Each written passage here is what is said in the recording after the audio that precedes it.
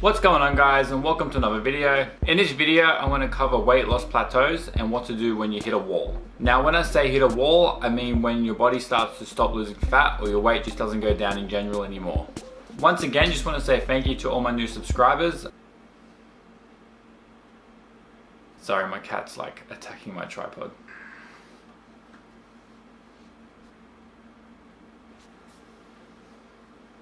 As I was saying, guys, sorry about that. If you haven't already subscribed, please hit the subscribe button. It really does help me a lot. Also, if you liked the video, please give it a thumbs up. Alright, let's get on with the video.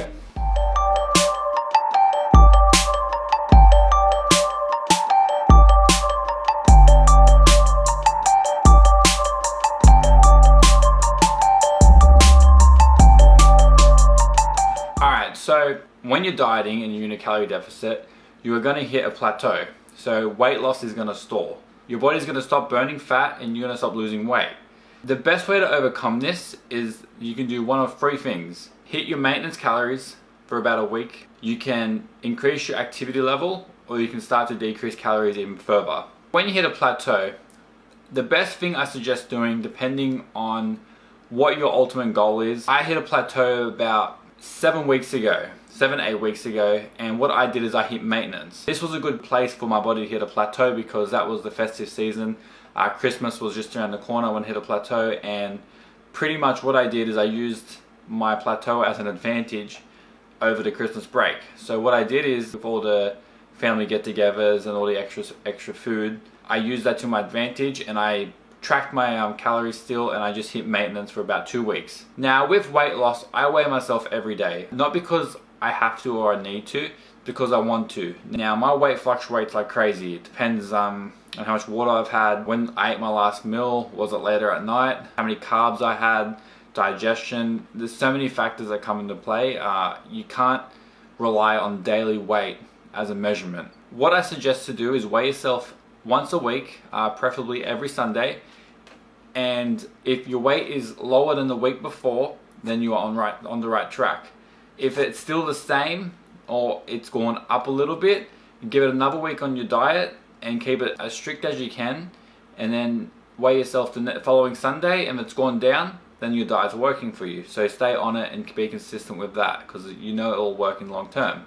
If that type of approach does not work for you, try and increase your activity level before you drop your calories even further. Now this could mean doing an extra bit of cardio, increasing your workout length. If you haven't got the time to do a bit of cardio or increase your training sessions, then what I say is you start to drop your calories a little bit. Monitor that progress for a while and you'll start seeing results. Alright, that brings me on to method number 2, and that is to increase your activity level.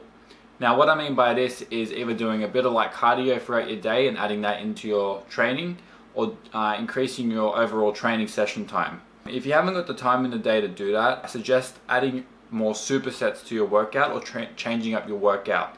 Because what happens is when you hit a wall or a plateau, your body is pretty much adapted to your new training and diet routine. Alright, so you got to shock it and give it a new routine. So by doing that, adding supersets into your workout or doing an extra cardio will break that plateau and you'll start losing weight again.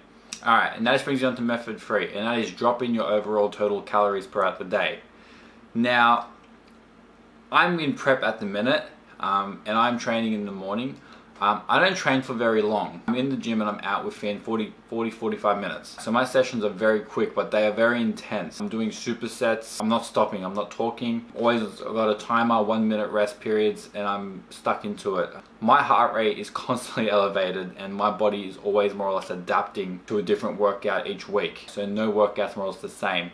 It's the same exercises, but the tempo, the reps, the weight, everything's different. I'm usually always increasing my progressive overload. My weights are always increasing per week. I'm never doing the same routine daily. Always mixing it up and keeping it different. Shocking my body and keeping it guessing and keep on shocking it.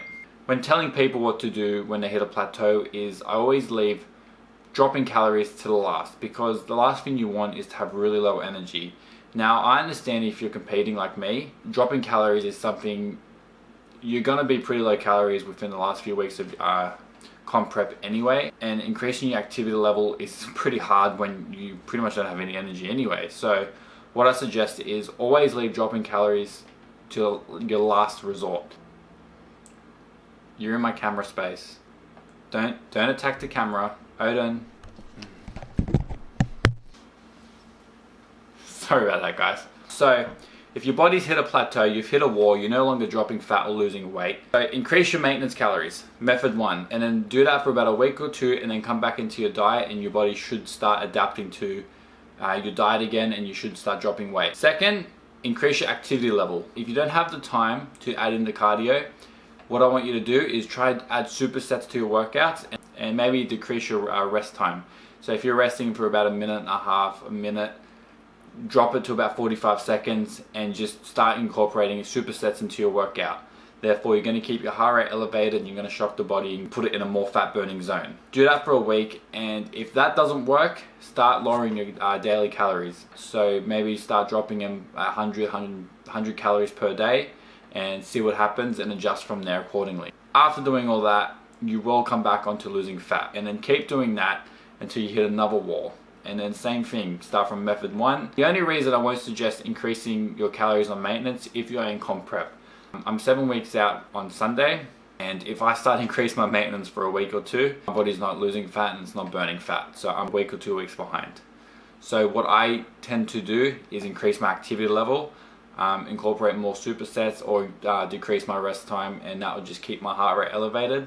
Also, another thing I can suggest if your body does hit a plateau, and that's HIIT training, high intensity interval training. That's basically picking an exercise machine where you can change the resistance and going 30 seconds low intensity and 30 seconds all out. And then you come back to 30 seconds low intensity and 30 seconds all out.